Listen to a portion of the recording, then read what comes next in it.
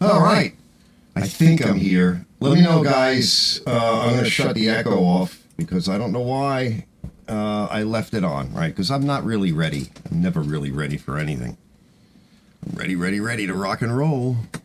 Hopefully you guys are too, and hopefully everybody's having a good week so far. It's only Monday, and we got the... Is it Monday? What is today? I don't even know what today is. I think I just had a weekend.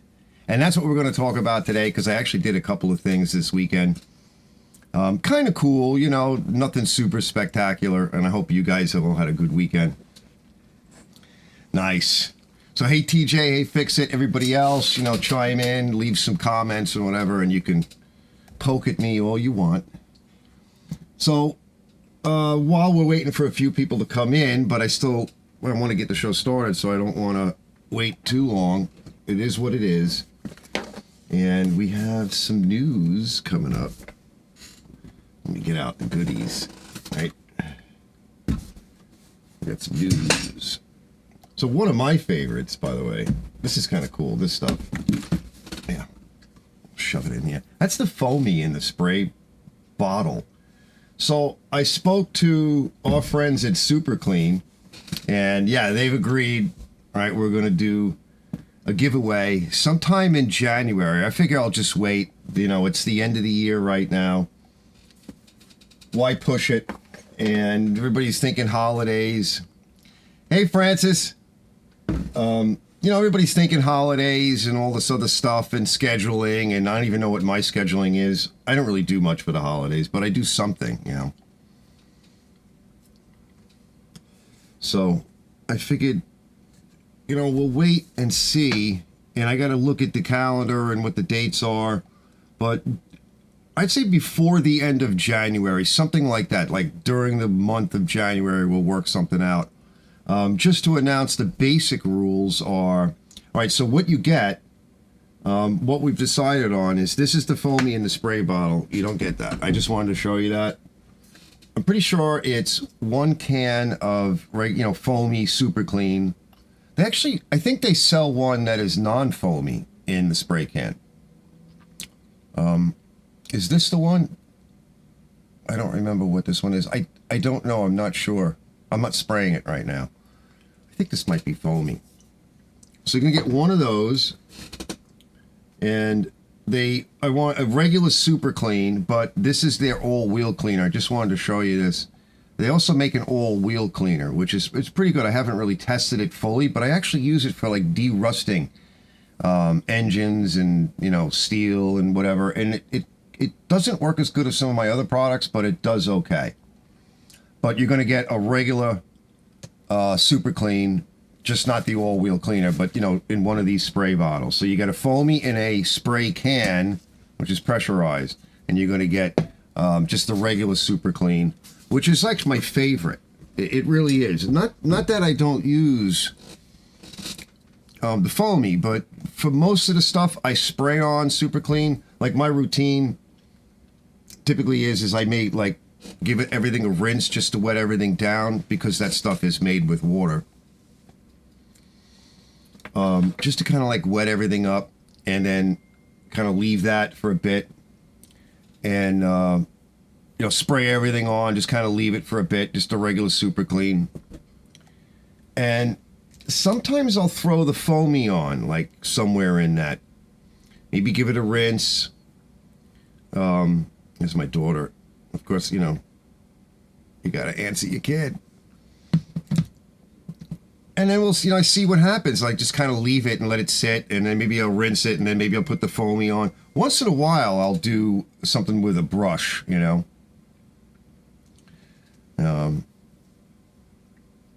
She wants me to send her a link. I can't do that right now. That's not...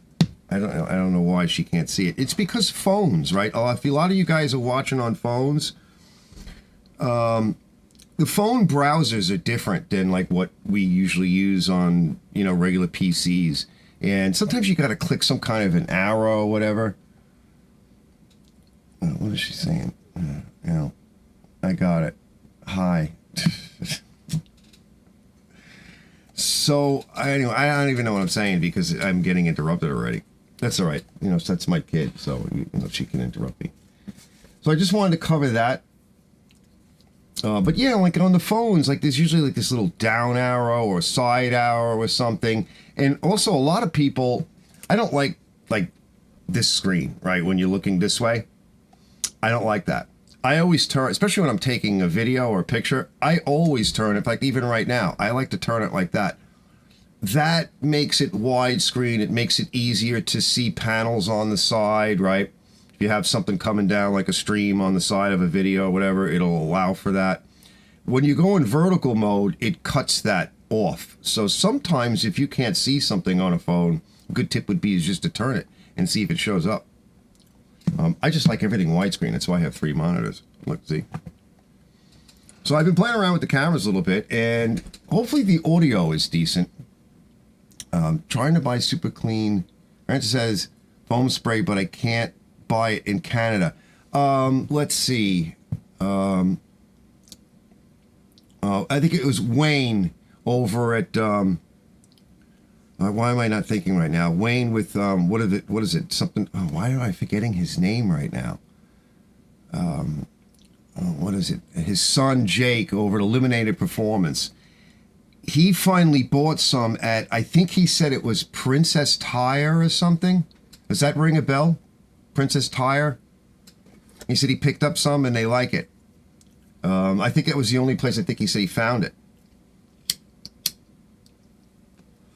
Yeah, check out Wayne's the father. He calls himself the old man over at Eliminated Performance, but his son Jake does some really great work. They've been doing it for a long time. They do pretty much what I do, but like they're really more like deep into service, you know, real repairs and service and taking care of their customers. And I'm pretty sure Jake does everything on his cell phone. Probably has a really nice one, you know, like a nice iPhone. Like this one, we tried this, and it's got the one camera, and it's older, and it can't, the audio's not right. I would need a dongle, and why? It's my phone. So, but you know, with the better ones, the ones that are like as much as some of these cameras, they're capable of doing an awful lot. So you got like 3 cameras or 4 cameras. I don't know. What are they up to, like 12 now? It's like all cameras on the back. So sometime in January, I'll do that. And the way it works generally is you have to live inside the continental U.S. Lower 48 is what they're saying. So lower 48 for super clean, and what you'll do is you'll have to find. I'm gonna do it this way. You have to send me an email. Not yet. Don't do it yet. When I announce the drawing, right? You send an email, and you're gonna have to find it, because some people say to me, "What's your email, Arch? I can't find it." I'm like, "Well, fellas, you have to go to the home channel, right?" Oh, look, Dad, switch your camera. Yeah, she's gonna see. T, you need to. That's my daughter, right? I'm like, so. Yeah, there's my daughter right there. See, T, you need to be on here watching so you can coach me on this stuff, right? Because I was just going to say earlier that, like, let's see how many mistakes I make tonight. All right, because I'm going to make a number of them. Because I'm tired. And I was going to do it Sunday, but it was just, I was too shot. I see Tyler and his friends are here, too. What's up? What's up? That's my daughter and her boyfriend, friends. So I just keep getting... This is Opti Boy. Uncle Arch, do a video of a lawnmower motor running on syrup. On syrup. All right, now hold that thought. Well, syrup is mostly sugar, and I don't know if it would burn straight up. Oh, you mean syrup in the oil? Ooh, yeah. We'd have to modify that. Well, here's one of the things I was thinking, fellas. Now that I like that. I like that idea. We may have to modify the syrup a little bit, maybe hydrogenate it like they do in the oil, crappy oil that they sell us to eat and put on our food and on salads. You know, a trick they learned in refining motor oil. So you're eating motor oil, right? Let's see, viral video, what it blows up, and it's funny. Yeah, I would imagine it would blow up. What if we could make it so that it doesn't blow up? Nah, that's not fun. People like to see things blow up. But here's one of the things I was thinking about doing. Right? They say, I'll get back to the super clean thing in a minute. They sell the Chinese sell this small, I don't know how many horsepower it is. It's a small engine about this big. It's a little diesel. And I'm sure everything is going up in price, right? So it was reasonable, maybe $200. And I was thinking about, well, could we run it on something other than just diesel? Thanks, Joel. Is that Joel? Well, hold on, I gotta put my glasses on. I'm tired and my eyes are shut. Yeah, that's Joel. That's Joe. No, it's Joe Lucario. Okay. Thanks, Joe. See, I told you I can't see. Not Joel, Joe. So what if we ran it on, well, I have a ton of used oil, right? You can imagine with all these engines, right? I got tons of that stuff. So what if we started off with something where we ran it, took it out of the box, ran it, made sure it was okay. Then put some, diesel in it, regular diesel, make sure it's okay, run it for a little while, just a quick test as a baseline, put it up on the bench and do it. And then try mixing like a 50-50 mix of oil, used. I'll filter it like with a paint filter, like nothing. We'll try to keep like the junk and the boogers out of it and everything and the leaves. And then we'll try running it on straight puke oil. Nothing with water in it or anything, but just like puke oil and see what it does. And then you're thinking, well, somebody asked me, well, what are you going to do with it? Well, rototillers, small generators. I don't know. Come up with an idea. What could you run it on? If I'm getting free oil. Now, one of the guys I game with, like when I used to game, but I still talk to him, that's Matt Avis. His job over in Pennsylvania is he picks up used oil, cooking oil. Goes around, works for companies, a truck driver, drives a big rig, goes around and sets out the dumpsters and the containers and then retrieves everything. Now, it used to be a bunch of years ago on YouTube, and just in general, it was a big thing to try to kind of get that used vegetable oil, and it was all coagulated, and some people were making biodiesel out of it. Some people were like decoagulating it and running it in their cars. That's a possibility, but a lot of that whole thing is locked down right now, right? Because there's money, right? So once it becomes some money and then you have shortages, you can't get your hands on that. So I'm trying to think of like, well, what else could I get my hands on? Like, what else could I do? All right, here's the second thought. So I just dug out, I don't know if it's anything, I just dug out a halfway decent generator. It could have a bad motor in it. Got it from a customer. I think the motor might be bad. There's no pull start on it. It's pretty big. And I got a couple other little crappy generators too, Chinese generators. So I dug them out. I'm going to wash them, I think, tomorrow. Bring them inside. And what if we ran it on what's known as Brown's gas? So, hey, fix it. Drop your old oil off at Ozone, O'Reilly's, and Advance. Yeah, you can. You can drop it off there. But what if I can burn it and use it for something? Like, what if I had a lawnmower that ran on its own old oil? Yeah, that's a brain twister. What's it running on? Not like from its inside its own crankcase, but, from like other mowers that I take the oil out of, and you just kind of pour it in there, and I don't have to go and buy gas. Not that it's a big problem. It's just the whole idea of it. So anyway, Brown's gas is basically hydrogen, and you can make it through electrolysis. And so what this is you could buy an entire kit. It's supposed to be made for cars. Happy Boy says, we had a guy local that dropped off nearly 100 gallons illegally at AutoZone when I used to work there. And we sent the EPA after them. Wow. What? Wow. That reminds me of the story. All right, I don't know if any of you guys out there watch Diesel Creek? I like that guy, Matt, over Diesel Creek. He's a pretty cool guy. Right? Yeah. Did you got the license plate? So Matt's story was, I finally heard it, like, I don't know, earlier this year. How he got the name. I remember this. He was in the papers. When he was younger, he had one of those big, containers of diesel. It's like like a 500 gallon, tank that they use in oil burners and everything. It usually sits on the side of the house. He was storing oil or something when he was younger, and he was off at a job somewhere, kind of far away, right? Doing, you know, whatever he was doing back then. And where they live in Pennsylvania, when the rainy season comes, there's mud floods and slides and just weird, the ground does weird crap. You can all of a sudden have a pond of mud water at your house or in your street. Well, that kind of happened, and he didn't have the thing suspended, you know, sitting right. It wasn't mounted well, and it wasn't sturdy. It had no really good foundation, and it fell and emptied into the creek, diesel, right? And yeah, the EPA kind of, you know, came down on him, and they didn't, you know, come down hard, but it was in the paper, in the local paper, and he made the news, and I do remember that, right? Because he's in Pennsylvania, I'm in New York, and it was something that I remember was going around, and, you know, local boy, but he made good on it. He's not proud of it, you know, he didn't do it on purpose. He was young, well, he still is young compared to me, but he was young, and he was busy doing all kinds of different things, and, you know, fortunately, diesel is not, it's not really, well, it's an oil, so it's going to contaminate the ground that way, but it's not particularly toxic. So, and you can clean it up, and it will disappear. There's actually not bugs, but mold. It's a bacteria that'll eat it. This bacteria that eat grease in general.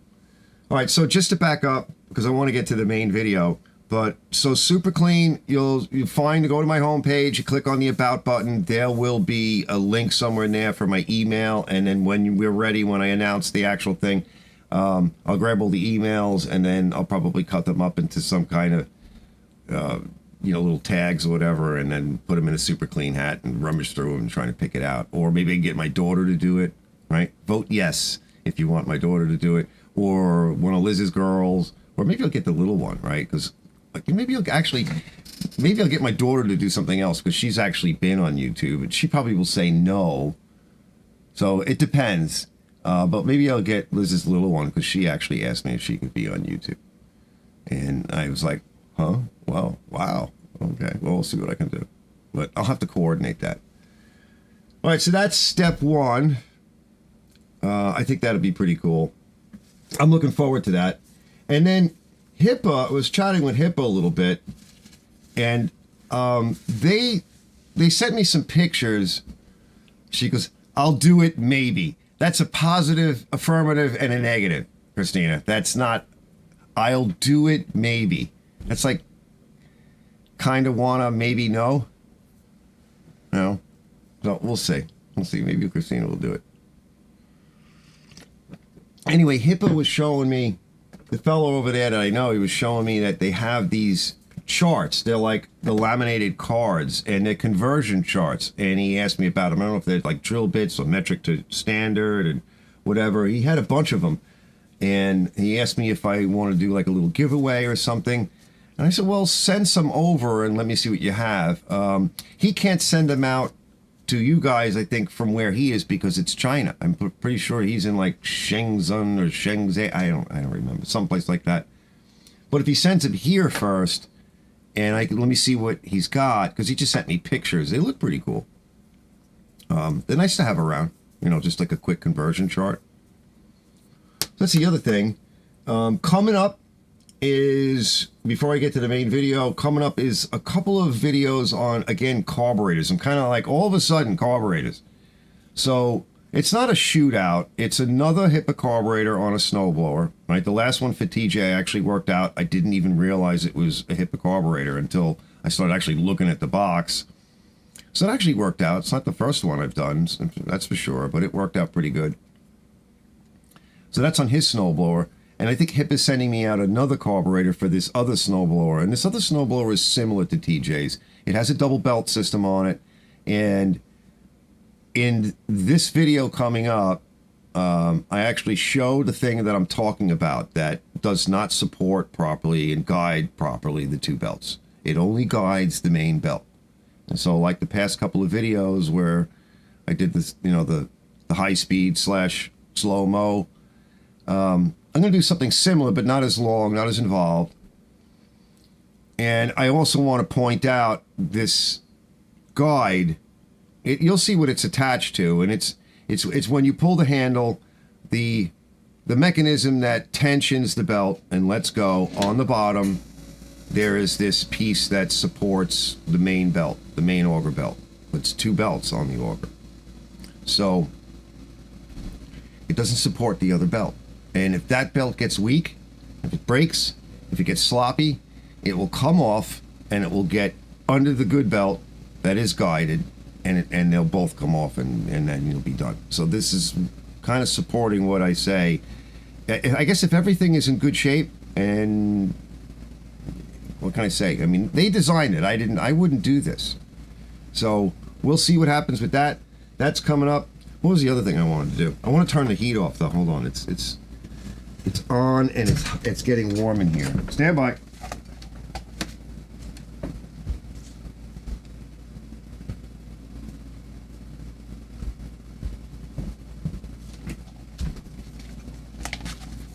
All right, I feel a little bit better. It's hot now. It was cold in here all day, and now it's getting nice and warm. All right, so I'm gonna start with this weekend's festivities. So Mikey, what's up, Mike? Maybe he's watching. Probably not. He's probably out wilding, right? It's Monday night. He's bored. He's still got to go to work tomorrow. Mikey, you out wilding? Behave yourself. He goes, I'll do it. Maybe. Dang, kids. Yeah. So Mike is always trying to get me into trouble, doing something. So he brought by the MG. We're going to take a look at the MG. We're also going to take a look at, I dug out the huge, super huge SnowThrower for the Simplicity Sunstar. You guys got to see this thing. All right? It's huge. I feel like I'm driving a train, right? I'm not used to this big equipment. I'm used to much bigger equipment. I'm just not used to, when you say small engines and small equipment, like, what do you really mean? You know, like, how small is it and how big is small? Well, these things are starting to get big. So I want to cue that up. And I think there's a couple of things I wanted to mention too that's upcoming, and I think I'll just wait till after. Let's get started on this. Man, but hopefully I don't make another mistake. Hold on.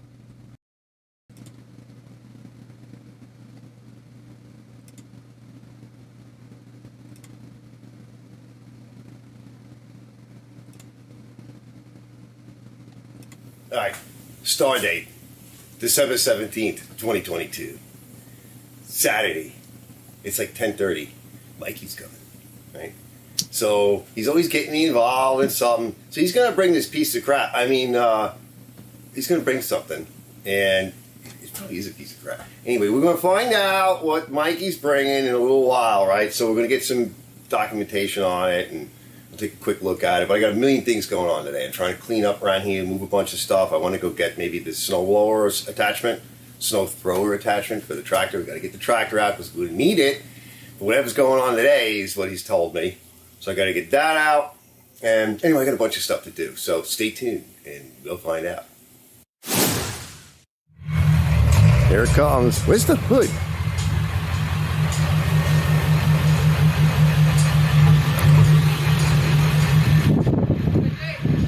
Oh.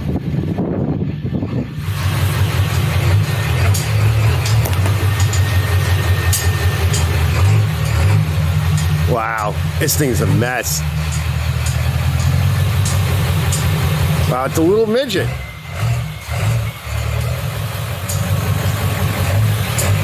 Look at this thing. Where do you see it?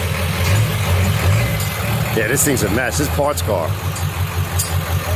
That's good. Look at this truck. Look at this thing. This thing's mint. That's good. First, let's check this out. Oh my, look at the size of this pipe. Mikey! Look at the size of that. It's a work in progress. Yeah, that's so cool. Still has a bunch of flaws, this truck. Paint looks beautiful. Interior's coming along nice. You know, it's getting there. Everything's all clean and painted. It was blue, right, originally? Gray. Oh, it's gray. She's looking real good. Like, you could hear that spool, the diesel spool up. Fix that gap. I got a few things I gotta do. Yeah, it takes time.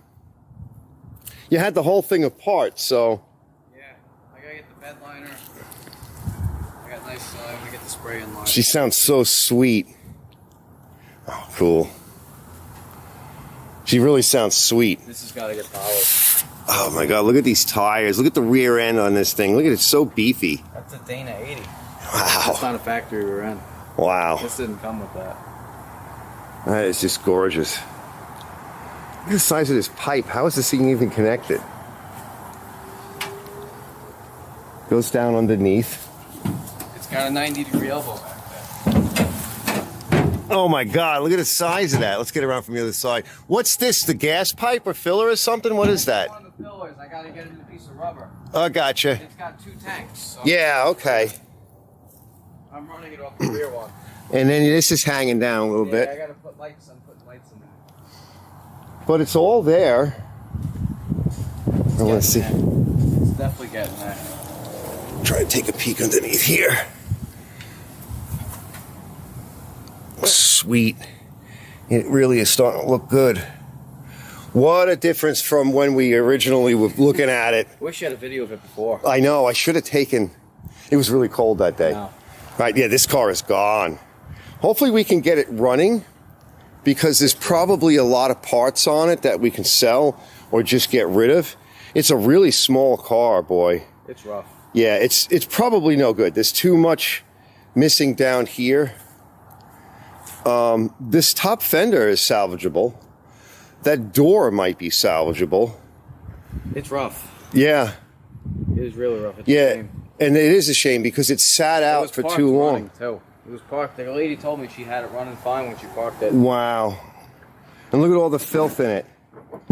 But, you know, it's hard to say because until you know what I'll know. If I go to jack it up It starts to break in two. and it starts to break in two. It will. Oh, look, we got an extra tire. That's good. It might break in two if I try to jack it up. And yeah, she's really rough. It sucks. It's a cool car. Yeah. I know it's rough. It's not pretty. It's super rough. This fender's decent. This door is decent. The hood is okay. The hood's okay. Where's the hood? It's in the bed. Oh, I got you. Really? Now it's gonna get all of it. Yeah, that's the problem with it. It's just too. It won't roll enough for me to get traction. I'm just digging holes, guys. So this is for the YouTubers, right? I'm just digging holes. This little MG. Let's take a look underneath. It's so rotted.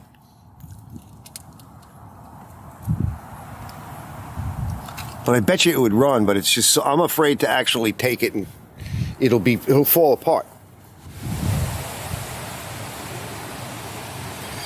Yeah, there's almost nothing left of it. It's just the tunnel. She rolls, but I don't have the power to really get to move it around the yard. It'll just be stuck. And then I'll be hating life. If it was worth a little bit more, I would go through the horror. Yeah. See, she's ready to fall apart. But I'm sure the little motor, though, somebody would want this.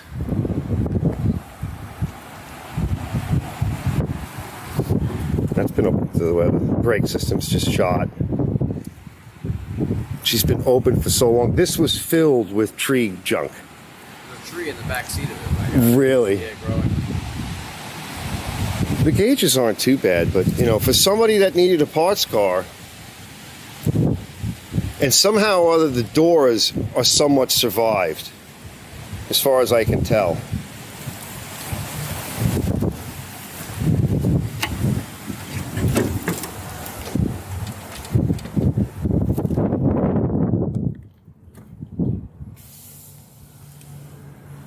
Yeah, she fell apart.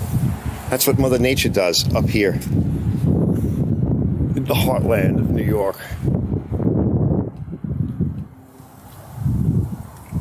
Oh, look at how bad that is. I don't know if it's going to pick it up, but yeah, there's the torque box right there. See, it's gone. The whole bottom is missing. I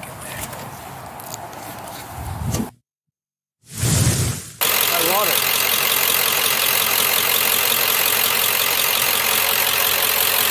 I love it.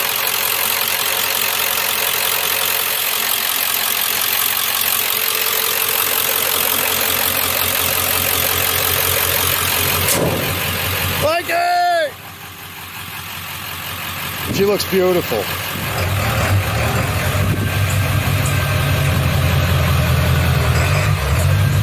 That's so awesome. Yeah, that's cool. Sounds good.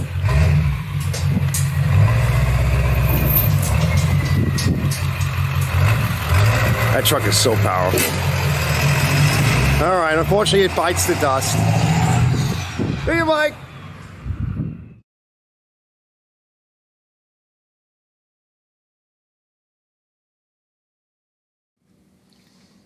All right.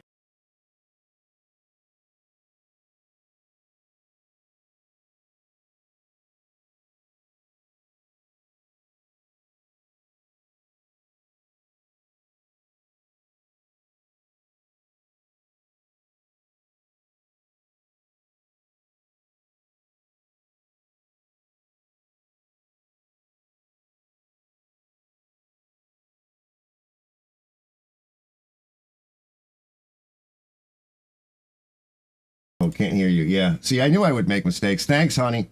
All right, so that's it for that. Yeah, you should be able to hear me now. That's mistake number 3. And I told you I was going to make mistakes tonight, especially because I do this. I don't do it enough, and I'm tired. So you should be able to hear me now. But you should have heard the audio on the video, because I think I got that right. Because what I have to do is mute my mic on the ATEM over here, on this box over here, which you should be able to see, right? This blinking box. So I have to mute the mic, turn it on and off here, and then I have to mute it over here or turn it on over here. I have to mute or turn on the desktop audio in order for you to hear whatever I'm doing. So now it should be good. So before we get to the next part, I just wanted to chat a little bit about that. It was a nice potential when he was rolling it past me, right? The idea of it. Unfortunately, the tractor couldn't get it off of the flatbed. The tractor isn't heavy enough. It's powerful enough, but it's not heavy enough. And it was just digging holes in my grass driveway. Not to mention it's been raining for days and the ground is soaking wet. So that was the first thing. All of the tires were flat. There was nothing left of the tires. She kept telling him there's a lot of cars there, or were a lot of cars there. The old guy must have passed away. This is his wife, the widow. And of course she wants the yard cleaned up. And so a bunch of guys have been going over there, Cash for Cars and Mike and whatever else. That's where last week, I think it was, when I was talking about the Model A, he sold that. He sold that like the next day. So that's over. He got like $2,000 for it, which is what I was thinking it would probably be worth. This thing he took, he had no money in it. It had a title, it had keys. It probably ran when she parked it. God knows when that was, right? 30 years ago? For it to rot that bad, I don't know what to say. My guess is either it didn't have the convertible top, or whatever was there of the convertible top is long gone and it was full of tree crap. So that just laid on everything. The seats fell apart. They fell through. Everything was gone. The torque box was gone. The floorboards were gone. There was really nothing left of the car. And my concern was that, one, even if I got it off the trailer, I wouldn't be able to drag it around the yard. If I was able to get it into the yard someplace out of my way temporarily, the winter's coming, the ground is going to suck, I'm not going to get the traction, and then how would I get it in the garage to fool around with it? I'm not going to wasn't really thinking about taking it apart outside, so I wasn't really thinking that, because the weather's going to suck. So when am I going to do that? It's going to sit. I didn't want the VW sitting. Why would I want this thing sitting? I wanted to kind of think about taking the motor out of it, or just doing a will it run and selling the doors and the fenders. And then I realized that the only way I could really deal with this car is the way I used to deal with cars like this, which is I would pull them into my yard where I used to live, and I would cut them apart with a Sawzall. Now that thing you could do, it's certainly easy enough to do, and it's almost already done. But I was like, I don't have the heart for it. And it's just not enough there for the time, for the time involved. I saw one, I was looking with a friend of mine down in Carolina, my lawyer friend, and we found one that was kind of rollable, rusted, and I think it was about $1,300, right? So basically ran, these things rot out, especially up here. So I was like, you know what, just take it to the dump. This is too far, right? Maybe if it was a cool old car. Now, there are some other cars over there, but the thing is they're like 40s cars and 50s cars, and up in New York, if they're not kept inside or they're not stabilized somehow, I mean, when they're laying on dirt, they just fall apart, right? They just rot out and fall apart. So that was that. And I said, I just got to bail on this one. It's just not, there's nothing there. So that wasn't the end of the weekend. I figured, well, since it was still early enough, I wanted to fool around a little bit more. I wanted to dig out the SnowThrower for the tractor, for the Simplicity Sunstar. So I have the plow going, and I had a couple of videos on trying to grade my driveway with a snowplow on the Simplicity Sunstar. And that actually kind of worked. I modified the plow a little bit, and it worked okay. And so I dug the plow out, and I was like, well, I have never connected this SnowThrower, so I think it's time to do that. So let's take a look at that video. I didn't connect it, but I did get it out and kind of was fooling around a little bit. I want you guys to see how big this thing is. So let me see if I can get this sequence of operations right. So what I'm supposed to do is turn off the mic, cue up the next thing. So to cue this up, let's see, turn off the 810. Yep, that's good. Ready to cue up. And then I turn this guy off.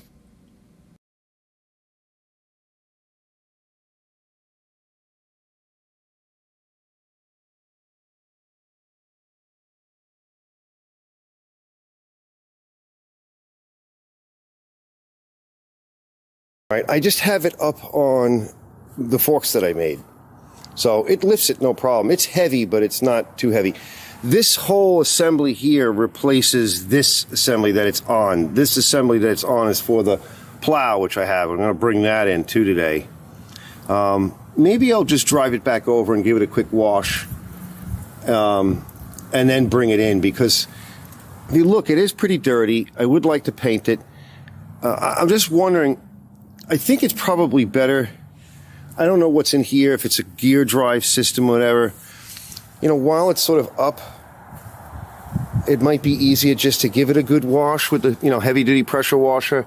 Then I can get in and grease it and do everything that I want to do. I'm going to check the weather for tomorrow. This electrically controlled chute. And I also got to get a belt for the front. Worst case scenario is we work on it and then I get it in good condition and I just use the plow and my other snowblower. I probably have, a couple of weeks to do it. That's about it. This is the drive for it. So I should have the shaft. I'm pretty sure I do. I want to check on that. The only way we're going to know is we're going to mount it. I don't know what this does. It lays on here. I'm thinking it might have had some other attachment point, because it lays on this just like this one does, right up in here. And I think that there is another place where it locks in. It may not. It might be, yeah, that might be for over here. Yeah, that's what it might be for. We'll know. All right, let me see what I want to do. It's getting a little later, but let me go check the weather.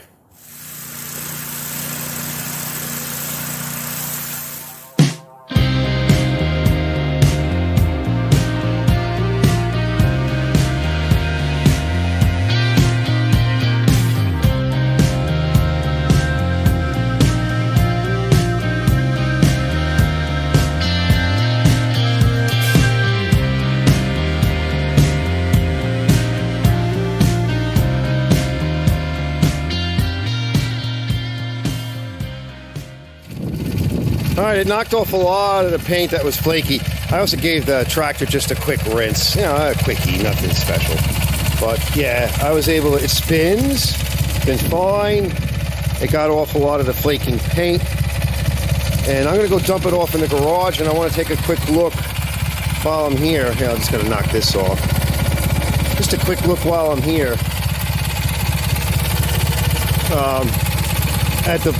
At the plow, and then I'm done for tonight. Well, once again, these forks came in handy, because otherwise I don't know how I would do it by myself. Now, I didn't get to wash the underneath real good. I just kind of shoved the hose underneath there, but we can see there's a bend here.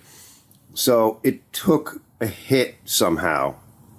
Sure, we could take that off and work that. That must be the scraper blade. I can see that one, that skid is different, and it's just a regular skid. That one is probably the original, certainly in a different place. It knocked off, the pressure washer knocked off a lot of the flaky paint. Everything is spinning. It's in very good shape. And shout out to Mikey for helping me out with this one, because I got this at a very good price. Hopefully it can go on. We'll find out. I'm going to push it out of the way. It's on this dolly, but it's kind of resting on the nose over here. So let me see where exactly how I want to put it. And then I'll take a look at the plow, which is sort of shoved over here. So I'd like to bring that in, put away my little Kingsford grill. And then I'm done for today. A guy has just got to appreciate things every now and then. It looks cool. The tractor's getting better. We're going to drop the cutting deck because it needs a lot of work. And this is, we went over this last year for the most part. There's really not much to do to it. The only thing I would do is maybe put a wider skid on the bottom. But she's clean. Clean enough. And, maybe put a little something on the blade itself. And I'll take off the forks and I'll mount this soon when I go to remove that. Now, we also have some other things to do. I think I have caps for this, and we want to check those bearings because they're probably all gooped. So when I drop the deck, we'll bring this over onto the lift table, and we'll pull those rims off and just get a look in there. And if I need bearings, I'll order them when I can, but we got to get this thing ready for service because snows are coming. This happened to be one of the nicer days. It's going to get colder for the next couple of days, and then it's going to rain towards the end of the week. And it looks like Saturday or Sunday, blustery cold, potential of snow. All right, let me put this thing away. All right, the rest can wait. Just going to leave it like this. We'll deal with it another day.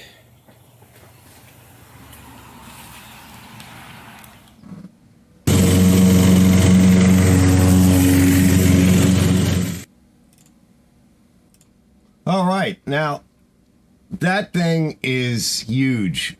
It is huge. It's a SnowThrower.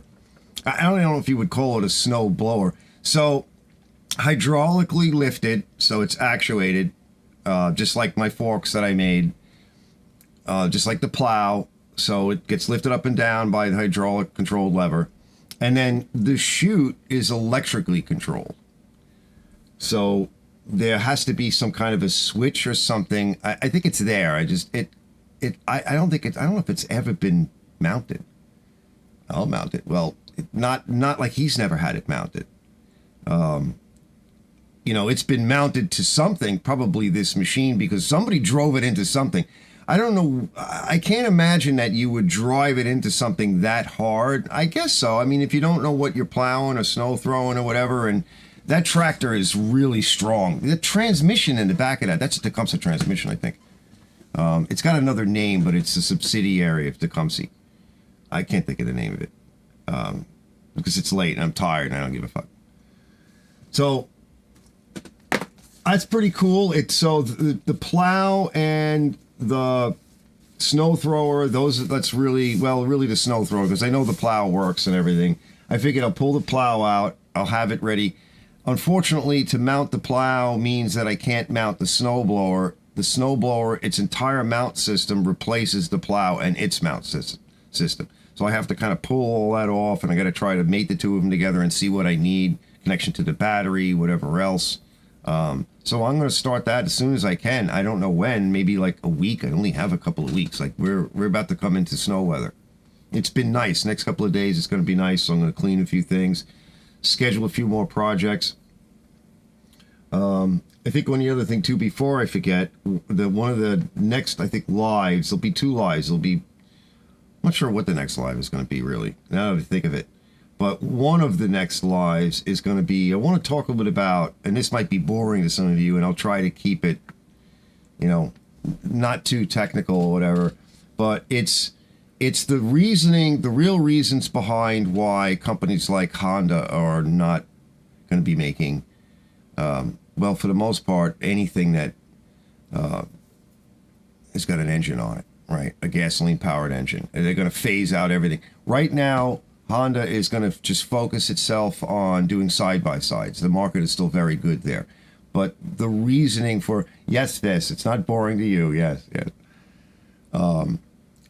It's about ESG, it's not really politics, right? This is worse than politics.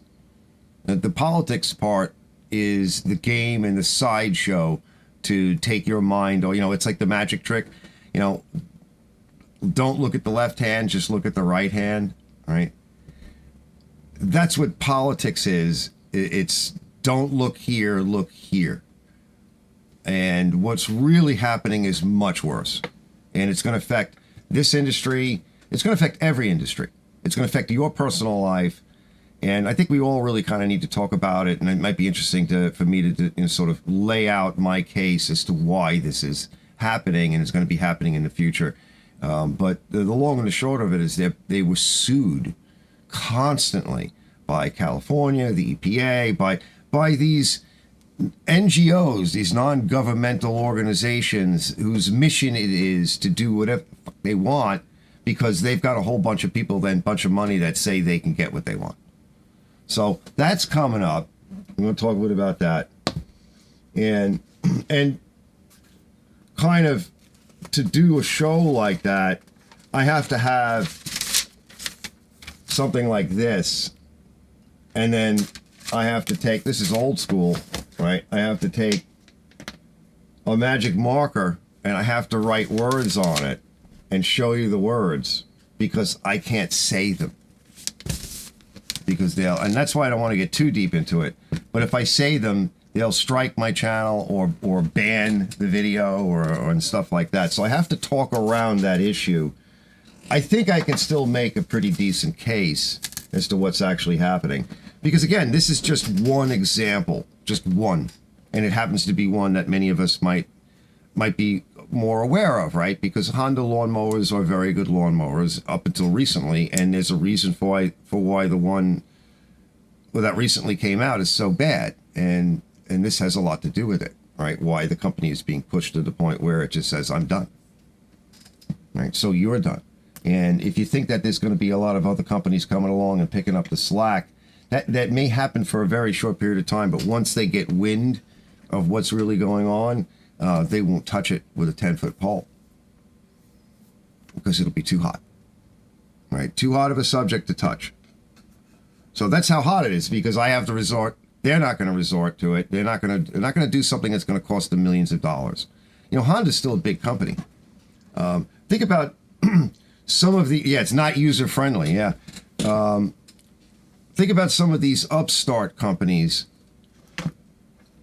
It doesn't really matter whether they're American or Chinese. If you're an upstart company, you don't have the sales and the leverage to absorb a multi-million-dollar lawsuit. You need that money. So I think even some of these smaller companies, like you may see some of the Chinese companies get involved because the laws for right now are different if you're operating out of China and you're not, quote, operating within inside the borders of the United States.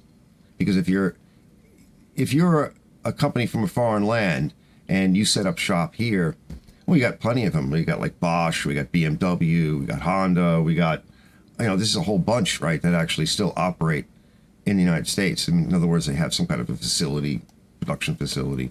Sometimes they have offices, design facilities. That all falls under different rule set. So that's coming up. And also putting together this plow and see if we can get it to run. And I kind of hope that it snows, but on the other hand, I really don't want snow. I don't like snow. I don't know about you guys, but I know Visceral likes snow. I don't like it, man. I don't like it. So if you guys got any questions, like, you got 5 minutes, because in like 5 minutes I'm out of here because I'm tired. And you know, I wanted to do a show yesterday, but I was tired then too. And I was thinking, well, I would like to do a show once a week. I'm just not sure what day. You know, there's some guys that do shows on Saturday, Friday night, even some Sunday. The Indiana snow. Yeah, there's a lot of stuff coming. Like, you know, where I am in New York is a really good advantage. I'm on Long Island, right? So if you picture where Long Island is and where Matt is, right? I can talk to Matt. I can talk to my friends in Carolina. I can watch a little bit of the news and whatever, and I can see like the whole Midwest and everything going on over there and kind of what's coming my way.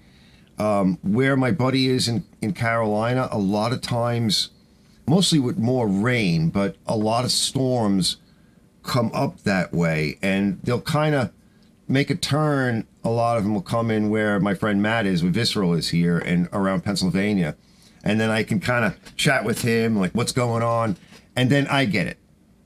And what's weird is the Midwest stuff will go up higher, straight up through the Great Lakes and stuff, and hit upper New York. And I may not really get very much of that. All right? I'll get something usually, but I won't get what they get. I don't get that because I'm out on the island and I'm warmed by the Atlantic Ocean. And so that tempers it. But what comes up from the Midwest and then like towards the Carolina area, and it comes up, I get all the heads up, and it's like, oh boy, we know when we're about to get slammed. We get way advanced notice. So I have maybe what, I'm going to guess, like maybe 2 weeks, 3 weeks, maybe. So yeah, we'll see what happens. If I can get that thing working, I don't think the plow will be all that great because it doesn't get really good traction. It needs a weight box. I don't want to put anything in the wheels yet. I could feel the wheels up with something, but I don't know if I want to do that. That tends to screw up the tires and it screws up the rims. I'm thinking maybe if I wanted to do that, maybe, you know, go and get some tubes and fill the tubes up, you know, put the tubes inside the tires and fill the tubes up with something because that'll contain it. And I may have to like pump it in, but it won't affect the rims. I haven't had these tires off of those rims yet. And I really don't want to do that because then I don't think they're going to be easy to get off, even with the machine that I have. So yeah, I'm just trying to think of, you know, whatever else I can come up with for the live show. Eventually in the future, we'll have some guests up and everything, but not until I get better with the equipment and I kind of have a feel for what day would be good for me to do it. During the week is kind of hit or miss for everybody because we tend to, you know, we want to eat Eastern Standard Time, 6:30. You know, that's like our dinner time here. 7 o'clock is getting a little late. Some of the people that I know in other areas, it's getting too late for them at that point. Sundays around 4:30, 4 o'clock was probably a better time as a general rule. This way I'm not in the way of the Saturday shows. And maybe an occasional Friday night or Saturday night. I like Saturday night. You know, because everybody's tired and cranky during the week, including myself. And I'm old and cranky. And I'm thinking, you know, at least like Friday or Saturday night, you have a chance to rest a little bit. You can stay up a little bit later. Or I tend to. So that's kind of what's coming up. So stay tuned for the Super Clean thing. I will announce it a couple of times on the next couple of live shows. If I have, you know, maybe 2 more live shows before the end of the year, 1 more live show before the end of the year, and then 1 or 2 live shows at the very beginning of the year. So in January. Let's see. He said, Matt says we're only getting a covering on Friday mixed with rain. Yeah. That's what I'm hearing. Like we're supposed to get warm for the weekend, but then there is a cold front coming sometime next week. Thanks, Fix It. So I also have a couple other cool videos coming out. And I was going to release one today, but then I thought, well, that would be weird, right? Why release a video and try and do a live stream? You know, if my channel was bigger, yeah, you could kind of pull that off, but I'm still a really small channel. And also, I want to say before I do sign off, I want to say thank you to everybody for the live shows that are coming to watch. And also for watching the videos, because I've been doing this for 3 years. And guys, we're almost up. We're almost at 1 million views. We're over 700,000 views. I have over 3,000 subscribers. And I don't have a lot of videos, really. I'm trying. I had more that I deleted because they were just absolute crap. If you think these videos suck, you should see some of my older, well, actually a couple of the older videos are still up there. Yeah. But 20 degree winds, 20, is that 20 degrees? Is that 20 degree with wind, right? Is that what you're trying to say? Or winds where it dropped down to 20 degrees? Sometimes when I talk to him, sometimes I'm like, I want to poison my brain and stab my ears out. Sorry, Matt. It's cold, he says. Yeah, it was kind of cold today. So I got something done, by the way. I'm going to do one more video on the Green Rider, right? I didn't lie. I misspoke, okay? I was wrong. I said it was like the last video until next year. Well, as luck would have it, and yes, this is going to be a video. We're going to do a video, a live stream kind of, on yet another carburetor. Now, I want to say this. We'll get into the video and I'll show you more about it. So you guys know I work with HIPAA. There's another company that I started working with, whose name, let me see, hold on. Let's see. Let's see if I can get the name. Okay. CLSR2U. Yeah, that name. They seem cool, all right? CLSR2U. I don't think it really matters the name all that much. I did a video with them where they set me up with some replacement tires. Dippa. Craftsman front wheel drive, you know, sort of not the newest model, but like, you know, a couple of years back, fancy tires with the gears inside for front wheel drive. They set me up with some replacement tires, and they were actually very good. They sent over a carburetor for a job I'm working on. Now, on one hand, I can't completely blame them because I probably looked at it too quick and I didn't look at it careful enough, which is something that I'm going to talk about. That, guys, you got to really look close. So it was basically the same carburetor. It gets here and I'm looking at it, and HIPAA sent me a hat. Yeah, I don't know, fix it. I mean, HIPAA, I want to be clear here. So far, I've had a pretty good relationship with HIPAA, and I've done a whole bunch of their carburetors so far. I haven't tried anything else yet, but so far, so good. Now, a lot of people complain about stuff. I know a fellow was on a live stream yesterday, whatever it was, or 2 days ago, and he actually commented on one of my videos, and he's not happy. I'd like to talk about that because that's one of the things where, look, I'm into computer stuff. I'm into all kinds of stuff. And just on computers for a minute, when I was really building a lot of computers, I can't tell you how many times, Matt knows, how many times I would buy like an Asus video card for like $500. Not a $15 carburetor, but like a $500-$600 motherboard or, you know, video card. And I'd get it out of the box. It's all wrapped mint. There's no damage to the box. You put it into your computer, you turn everything on, and it doesn't work. Or I'd put it in and it would work for 2 weeks. And then you got to RMA it, and you got to wait, and you don't have anything, right? This isn't a $15 carburetor, right? This is an expensive thing. No, you borked your computer. You borked it. I told you to be careful when you don't plug this wire in that way and that wire in that way, or smoke will come out. And I saw it. Smoke came out. Yeah. Yep, he smoked this computer. So point I'm getting to is So far, it's done all right. Okay, so far the carburetors that they've sent me are okay. There was one which reminds me, TJ, if you have the receipt for the carburetor you got, I think I threw out the box like an idiot. The carburetors that I've gotten recently from HIPAA don't have what your carburetor has on it. You have the tickler, the French tickler, right? The valve, the fuel valve, the release valve on the bowl, and you have the adjustment for the high-speed mixture on your HIPAA carburetor.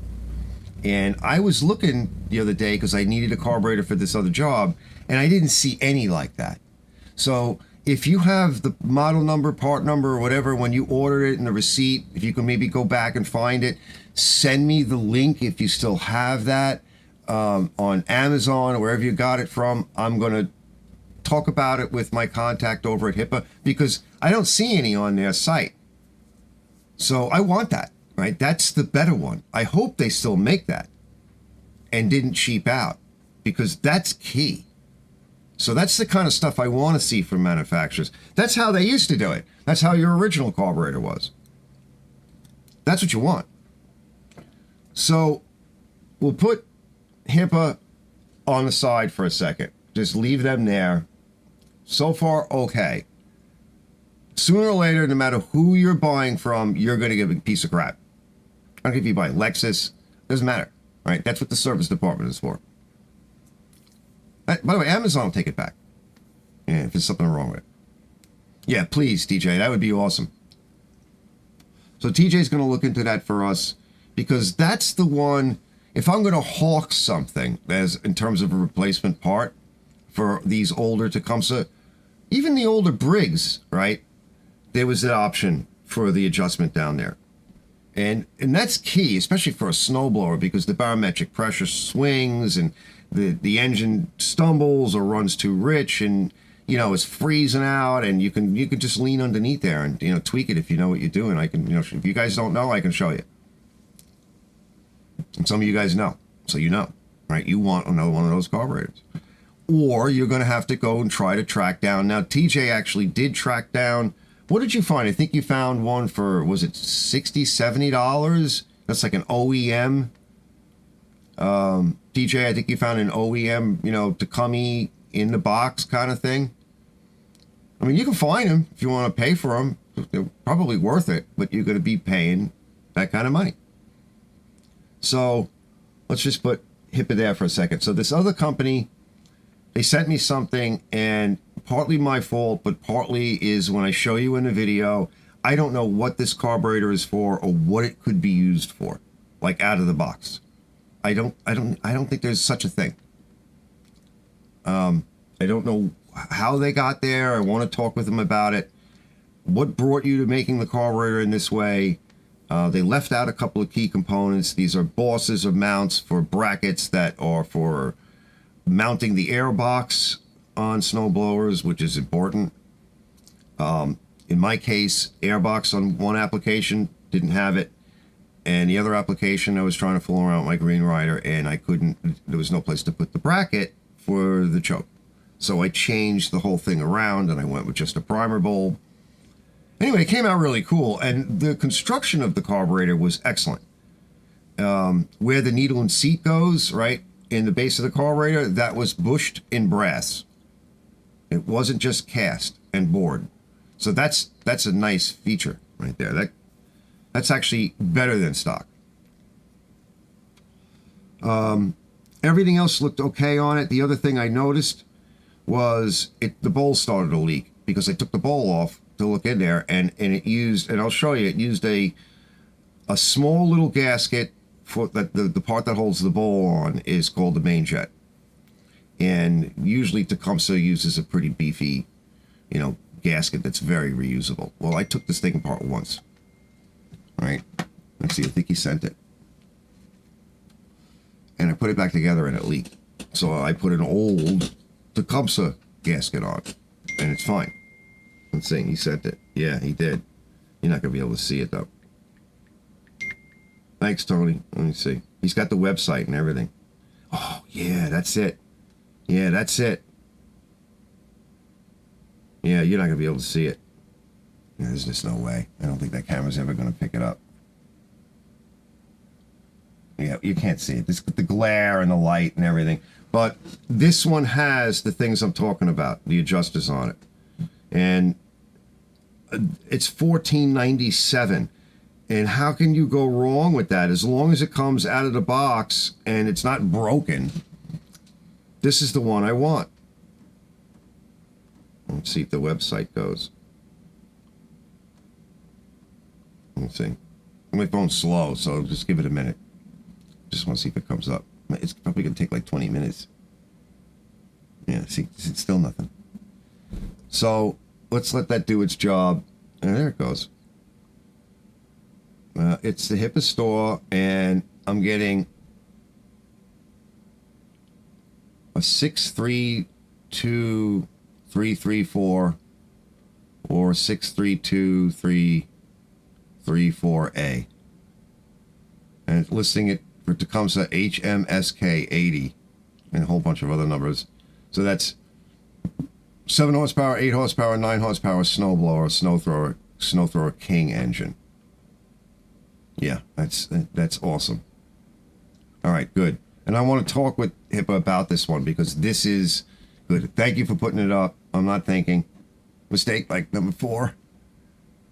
So yeah, so I want to talk a little bit more about that. And what I'm going to show you on the next video when I do this, I'm going to lay it out, do an overhead view of the camera, show you exactly what I'm talking about.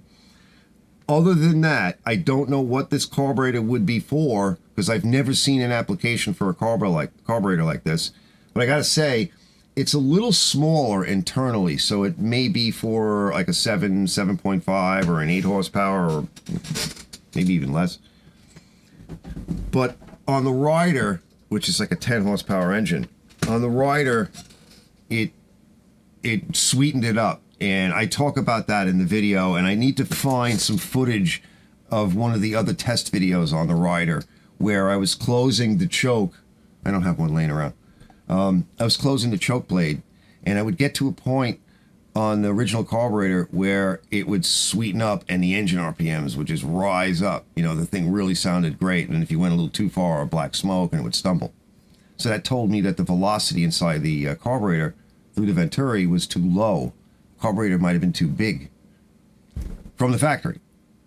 And so the carburetor that I got from this other company, I was measuring it and I could see the flanges and the bolt holes and all of that were fine. You know, bolt right up, mount everything to it. But it was missing this other bosses, but it was smaller inside where the Venturi is. And the throat opening was a little bit smaller, just a little bit. You could actually see it. Well, that worked out really good. It ran really good. I'm very happy. So I'm going to go through that in another video. I want to show you guys that on how in the end the installation worked out. I modified it a little bit. So sometimes you're going to have to modify this stuff, guys. You may not always be able to get the exact application. This application is weird. Let me just see something on this carburetor. Now, the fuel inlet on traditional Tecumseh engines is a straight through. It comes straight out. I'm not getting another view on this right this second. Yeah, I don't see another view on it. But they're showing the bosses that I'm talking about. If you look at the picture, if you go to... I don't know, DJ, see if you can pop the website that you sent me up on the link here. You know, the HIPAA site on the Amazon. I can't do it because my phone's not connected to anything that's... I'm not actually on my live stream on my phone. Why, I don't know. I just didn't bother to do it. If not, then I'll do it later. But if you could do that, that would be great. This way it's up there. Because it's like show notes. So it has the bosses, and it might be the straight through design. The fuel inlet on most of these Tecumis for snowblowers is straight, but in my application it's a right angle, and mine was facing down. The one I got was facing up, which seems like it's okay. that wasn't a big problem. I didn't want to mess with it because sometimes if you try to screw around with that, you actually damage it and it will leak. So that was pretty cool. That worked out really good. But the problem is that if you're the average person and you've got the gumption now to try and fix your machine, whatever that machine is, and you ordered a $15 carburetor and it's supposed to be right, and you find yourself in my situation, you know, I was looking at both machines and going, I can't make this thing work. I did make it work on a little rider, but I couldn't make it work on a customer's machine. What do you do, right? I have all kinds of tools. I've got years of experience. I have a little bit extra time to fool around. That would really frustrate somebody. So I'm going to talk with them. We'll go over the video together, and I'll talk with them even, you know, after I release the video, and I'm going to make some recommendations. Personally, unless they can tell me, it's not my job to tell them what this carburetor is for. If they can tell me specifically what this thing might be for, which I've never seen, that would be great. I'd be interested to hear what they say. I would just remove the carburetor from the listing, personally, for this company. I would just take it right the heck off and go back. If they don't have a different one that is similar but correct to what I need, if they don't have that and this is all they're making, yeah, that's a problem. So anyway, that's something you guys will know a little bit more about when I do that video. It's not really a criticism because the overall construction of the carburetor was very good, but there's something not right. And the listing, if it's listing snowblower, I've seen a lot of these older Takumi snowblowers, and I've never seen anything that you could use this carburetor on. So at the very least, I would remove that from the product listing. Just don't say snowblower. Say give model engines, if that's correct. I don't know. So it's like a buyer beware. I don't want to have too much criticism. It could be they're just starting out. I don't know. I think part of this is when you're doing, this is a review. It's not a sales pitch. I don't get paid to hawk it. And so I always try to keep it that I can say whatever I want within, you know, general reason, right? I mean, I'm not going to be mean and a dick. But I want the people that are watching my channel to know what I think and if I think it's a good product or not. And like I said, I don't know. I don't have a bad experience with HIPAA. I'm not saying that other people don't or haven't had one. I've had bad experiences with Asus and Gigabyte and different parts manufacturers. How many cars have I worked on over the years? And you get a part and it's just crap. But they're not all like that. So to finish up for the night, I just want to say one story about that. And then I'm going to get out of here. Most of these manufacturers, I've worked in manufacturing and wholesale and a little bit of retail. I don't like retail. So most of these manufacturers, what happens is, I can't turn around. I'm stuck. I'm jammed in here. Oh my God. I'm like jammed in this cubby. It's like the only spot I have in the shop to stick this stuff. So I was working for a company a bunch of years back, a lot of years ago, and Abco Refrigeration. I used to do control systems for heating, ventilating, and air conditioning. And so we did a lot of electronics and a lot of mechanical stuff, and we did energy management. And what that basically is, it's control systems for heating, ventilating, and air conditioning. Little computer stuff and relays and whatnot. Anyway, we wanted to buy a new product from a Japanese company. And so they came to talk about it, and we talked about pricing and unit availability. And so a unit is, let's say, 1,000 parts, right? An entire unit. It's like a skid, and they're all in boxes, and you get them all. And so you work out a price and warranty and, you know, just the particulars. Long and short of it is they asked this question in this way. They said, our error rate in our product is about 10%, meaning that this is the stuff that doesn't come out right at the end of the assembly line. And it's every manufacturer is going to have a product run where the product run things start to go wrong, and then the machines have to be shut down for whatever reason, and they have to be recalibrated. Things have to be tweaked, and then they start it back up again. And they know this. So he says we have about a 10% error rate. How would you like those? Would you like them, those broken parts, mixed in randomly with the unit? Or would you like them in separate boxes on a separate skid? And we were like, do we have to take them at all? They're like, yes, you have to take them. Okay, we don't store any of this stuff. You have to buy everything, and this is our error rate. So can you imagine, right? You got to buy all of the junk, but just think about this when you go to take a dump on the toilet later, and I don't know, you're picking your nose, maybe you're sitting down having a smoke or something to eat with your old lady or something like that, and you start giggling, right? And you just think about that, right? Imagine you're the guy that's selling this stuff now. You bought it all, you got this little shop, and you're selling this stuff. So do you take the garbage and mix it in with the good stuff that you sell?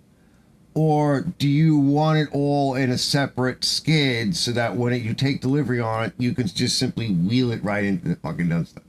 Which one? So you tell me, right? Which one do you want? So this is what they do. They all do something, and the Japanese really know. I mean, they've been doing it. They got really good at this. And by the way, the Chinese are getting really good at this. The whole game, right? They're getting really good. And don't think that the Americans didn't do that this way. The Chinese took it to another level. They kind of invented our just-in-time inventory that we're all suffering under right now. And the real joke is, if you don't know what just-in-time inventory is, you see it like during COVID and the lockdowns and everything else and supply chain issues, right? The idea is that nobody wants to warehouse stuff. And before Amazon was willing to do this, that was their business model, right? Every manufacturer and every retailer and wholesaler would have warehouses spread out in different areas. And so the little retailer guy, you know, like even at the auto parts place, he would have a big area for inventory. And everybody tried to do this, no matter what, wherever you went. They had to set aside a good amount of room for inventory. A lot more than anybody today does. And that's real estate, right? That's brick and mortar space. That's expensive.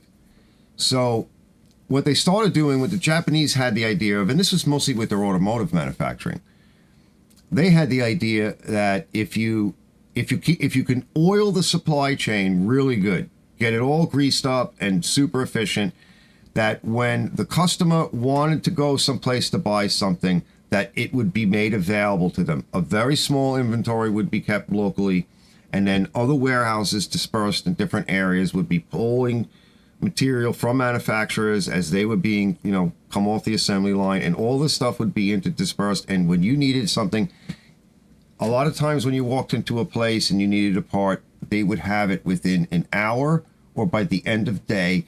It generally was not always kept in stock at the retail or the wholesaler. Sometimes, depending on how big the wholesale or retail operation was, but they might turn you away and they might say, come back later. Right? I'll have it by end of day. And that all falls apart when you have things like shutdowns and, you know, gas prices going up. But here's the real killer, right? This is the punchline, and I'll get out. The Japanese made a bunch of really bad, big mistakes in the early years. And this was 80s, late 80s, that this was becoming a thing. And I hated it working in these fields. I hated just-in-time inventory. They made a lot of big mistakes. And they figured them all out, and they fixed them all, and particularly with the automotive manufacturing and the parts dealers and the aftermarket parts. They figured it all out. The Americans, thinking that they were all so smart, right, that the Americans decided that we were going to shift over to this newfound glory of just-in-time inventory. We're going to do it. We're going to copy the Japanese model, and we're going to get really good at it. And here's the punchline. We did. We started to do it. We all got involved in it. I didn't like it. I said, it's a bad idea. Wait till you see. And the punchline is this. The Japanese knew they screwed up, They screwed up big, and they fixed it all, and they never told anybody what went wrong and how they fixed it. And the Americans bought into the broken system and never understood what the hell they were doing. And so all of these years, until recently, we were plagued with problems and lots of unhappy customers. And just one more example, and my friend Scotty, who I was actually chatting with the other day, he used to work in HVAC, but he was the guy in the truck. So imagine I'm here on Long Island, right? This guy's got to show up at my refrigeration place or whatever. He's got to come into my store. He's standing there online. He says, I need this part and I need this part. And he walks out of it, he buys it all, puts it on his account, puts it in his truck. He's got to drive 60 miles into the city through tunnels or bridges or whatever on the Long Island Expressway in traffic, sitting. He's got to hump all this stuff up through some building up to the 15th floor, climb up into the freaking attic, all up in there. It's hot. He's stinking. It's sweaty. It's getting late. He puts the thing in, plugs it in. It doesn't work. It doesn't work because it was one of the 10% that got mixed in with everything else. He's got to take it out, pull everything out of the ceiling, drag everything back to the truck, repeat the whole process, drive all the way back, all the way home. He goes home. At this point, his day is done. Next morning, he's got to go up and come back to me and go, this thing didn't work. And I'm like, well, I don't have another one. But just in time, I can get you another one by the end of the day. What does that cost a small business person? What does that cost them? 2-3 days for a little part, right? That's bad news. Bad news. And then it's got to be RMA. What's wrong with it? You got to fill out this tag. Here. While you waiting, here's a pen, here's a paper, right? Start filling out everything. Put a tag on it. That gets to go on a shelf, stacked up with all the other junk that could have been thrown out. Anyway, I'll let you guys go. That's the kind of crazy stuff, fellas, that why businesses today fail.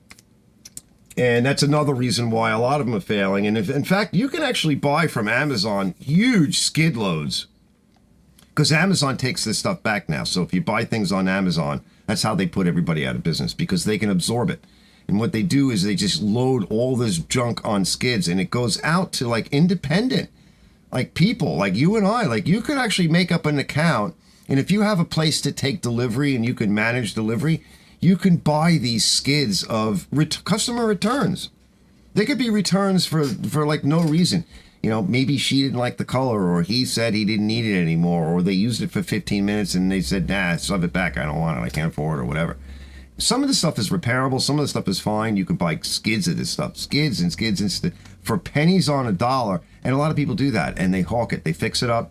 Or they sell it as parts. Or they whatever. It could be all kind. The only bad thing about it is there's like a generalized category of what it is that you're going to be getting. And you might score on a few skids. And that stuff is buried in there with all this other stuff. And you're going to have to figure out what you're going to do with the stuff that you don't want. Or how you're going to sell it. And maybe you don't know anything about it. So, all right. I'll see you guys on the next live stream. Thanks for joining Arch's Garage tonight. And I am going to go to sleep. I'll see you guys later.